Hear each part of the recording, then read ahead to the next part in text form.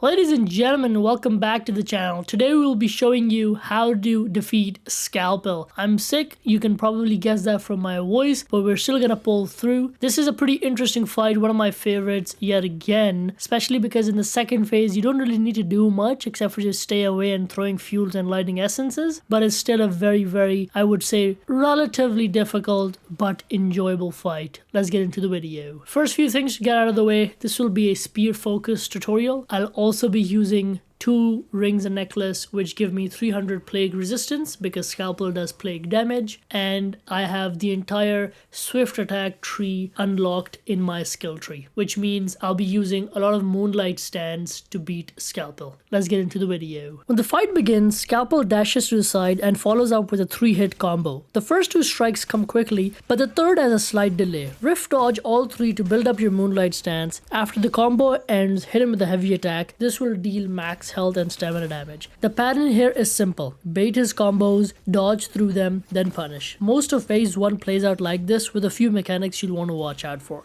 You want to stick close to him. I found that staying close right up in his face and dodging behind him is the most effective strategy. Sometimes even if you mistime a dodge, his attacks will miss due to your position. Keep pressuring him like this to break his stance and land your first brutal attack. That alone will chunk his health by about a quarter. If you get hit multiple times, his sword will start to glow. That's a sign the demon inside the casket is growing stronger from your blood. If he lands enough hits, he'll enter a berserk state, something we want to avoid during phase 1. He can also trigger berserk state if he completes an attack where he climbs onto the casket and plunges his sword into it, spilling plague.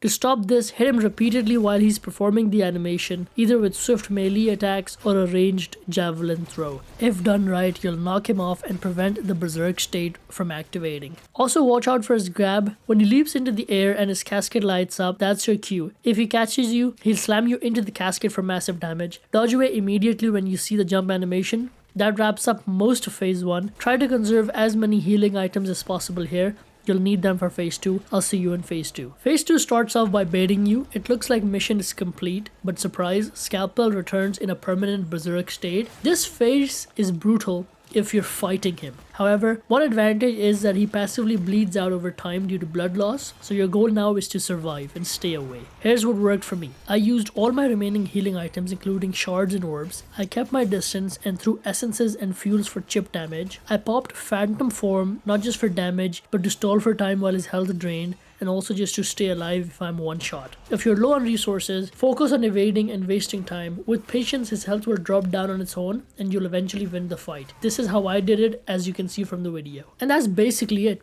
This boss might look manageable, but it's deceptively tough. Don't be afraid to practice a few times to master the rhythm of dodges and blocks. If you follow this method, I'm confident you'll take him down. Good luck. If you like the video, make sure to leave a like, don't forget to subscribe, and I'll see you in the next one.